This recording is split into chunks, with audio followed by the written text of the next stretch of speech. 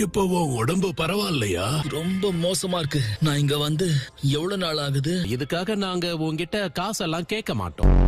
கெடோ சிலையில இருந்து உருவாக்கப்பட்ட நாமெல்லாம் சாப்பிட கூட தேவையில்லை, கழிவறைகள் தேவையில்லை, முக்கியமா குளிக்க தேவையில்லை.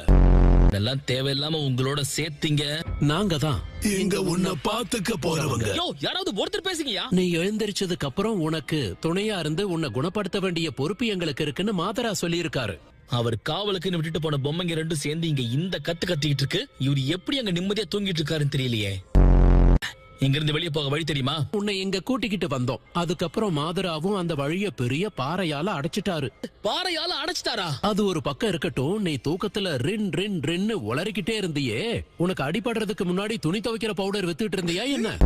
சில சமயம் நீ முட்டாள் முட்டாள் அதுவும் முட்டாள் ககாஷின்னு சொன்ன. முட்டாள் ககாஷினா என்ன தெரியல. பேசாம அவன்கிட்டயே கேட்டு பாக்கலாம். ஒன்ன விடாம எல்லாத்தையும் கேட்டுருணும், விடவே கூடாது. எங்களுக்கு ஒரு சந்தேகம் இருக்கு, கேட்கட்டுமா? கேளியா. இயற்கை உபாதை, அதாவது வயத்த கலக்கிறப்ப உனக்கு எப்படி இருக்கும்னு சொல்ல முடியுமா? ஐயா, கக்காஷி பத்தி கேப்பீங்கன்னு பார்த்தா கக்கா போறது எப்படின்னு கேக்குறீங்களா? ரெண்டு பேருக்கு வெக்கமா இல்லையான்னு கேக்குறேன். அந்த ரின்ன பத்தியும் கக்காஷிய பத்தியும் நாங்க அப்புறமா கேட்டு தெரிஞ்சுக்கிறோம். இவனுக்கெல்லாம் கக்கா போக வழியே கிடையாது. இருந்தாலும் ஆர்வத்தை பத்தியா? கேள்வி கேட்டு காயப்படுத்தி இருந்தா மன்னிச்சிரு. சுருட்டு நீயே வச்சுக்கடா உன் மன்னிப்ப.